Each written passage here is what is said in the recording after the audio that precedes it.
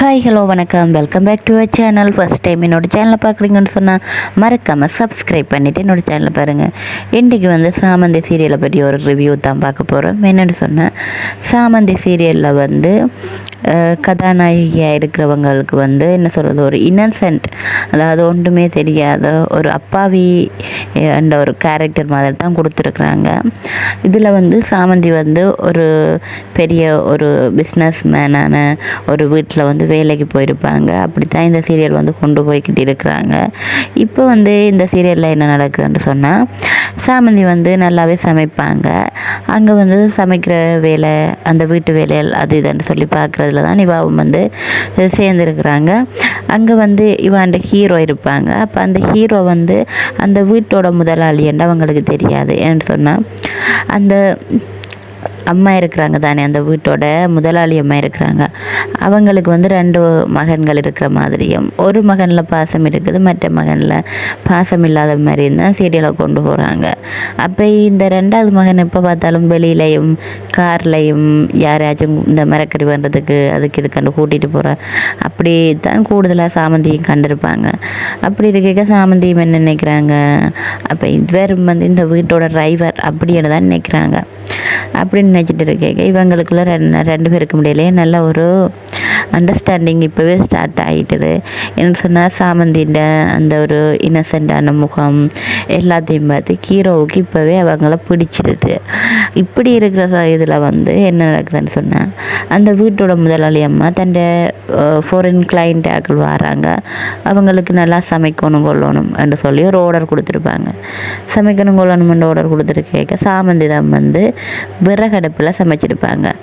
அப்போ அவங்க கேட்பாங்க, யார் இந்த சாப்பாடை சமைச்சது, இவ்வளோ டேஸ்ட்டாக இருக்குது, இதுக்கு முதல்ல இப்படி சாப்பாடு இல்லைன்னாங்க, வாழ்நாளில் சாப்பிட்டது இல்லையே என்று சொல்லி கேட்கும்போது, அப்போ முதலாளி அம்மா சொல்லுவான், இங்கே இருக்கிற வேலைக்காரங்க தான் சமைச்சாங்க, உங்களுக்கு பிடிச்சிருக்கா அப்படி இப்படின்னெல்லாம் கேட்பாங்க. ஓ, நல்லாவே பிடிச்சிருக்குது, இப்படி ஒரு டேஸ்ட்டை நான் முன்ன சாப்பிட்டதே இல்லை, இன்றைக்கு அங்கே இருக்கிறவங்களும் சாமந்தி தான் இதை சமைச்சதுன்னு சொல்லி சொல்கிறாங்க. முதலாளி அம்மாவுக்கு ஏற்கனவே காண்டு சாமந்தியில். இப்போ வேறு இவங்க இப்படி புகழ்ந்து தள்ளுறது அவங்களுக்கு பிடிக்கல. அப்போ ஒரு கோபத்தோடு அந்த சாப்பாட்டை திறந்து பார்க்க அந்த சாப்பாட்டுக்குள்ள ஒரு முடி இருக்கும். அந்த முடியை பார்த்துட்டு காக்காண்டு கத்த வலிக்கிட்டுவாங்க.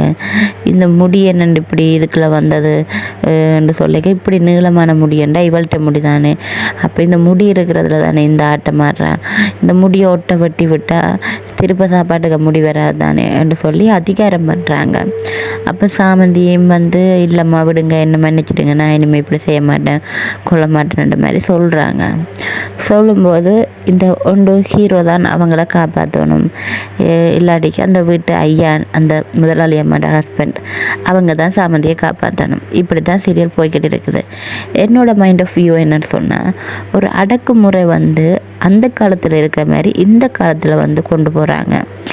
சீரியல் இந்த காலத்துக்கு ஏற்ற மாதிரி போகுதா, இல்லாட்டிக்கு இந்த காலத்துலேயும் இப்படித்தானே நிறைய வீடுகளில் முதலாளிகள் தொழிலாளர்கள் வர்க்கம் இப்படித்தான் நடத்தப்படுகின்றனவா என்ற பல ஆயிரம் கேள்விகள் என்னுடைய மனதில் இருக்குது.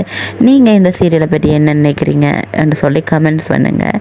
இருந்தாலும் இந்த சீரியலோட வீடு ரொம்ப ஓவராக பண்ணுறாங்க.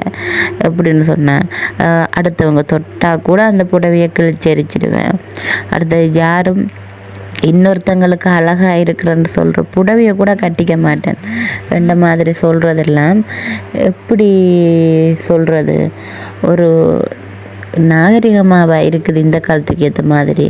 ஏதோ அந்த பழைய காலத்து ஆக்கள் தான் இப்படி இருந்திருக்கிறாங்கன்னு சொல்லி நான் நிறைய இடத்துல வாசிச்சிருக்கிறேன், கேட்டிருக்கிறேன். பழைய காலத்தில் சாதி அடக்குமுறைகள், அது அடுத்தது அவங்கள்ட்ட குளம் சார்ந்து பிரிவு பார்ப்பாங்க, தொழிலாளர் வர்க்கம் முதலாளி வர்க்கம் என்ற பிரிவு இருக்குது. இப்படி இருக்கிற ஒரு கதையை நான் அந்த காலத்தில் இருந்திருக்கு, அதாவது பண்டைய காலம்னு சொல்கிற காலத்தில் இருந்திருக்குதுண்டு. ஆனால் இந்த காலத்தில் இப்படி சீரியலை கொண்டு போகிறது ரொம்ப மோசமாக இருக்குன்னு தான் என் மைண்ட் ஆஃப் வியூவில் நான் பார்க்குறேன். நீங்கள் என்ன நினைக்கிறீங்கன்னு சொல்லி கமெண்ட்ஸ் பண்ணுங்கள். மறக்காமல் லைக் பண்ணுங்கள், ஷேர் பண்ணுங்கள், சப்ஸ்கிரைப் பண்ண மறந்துடாதீங்க.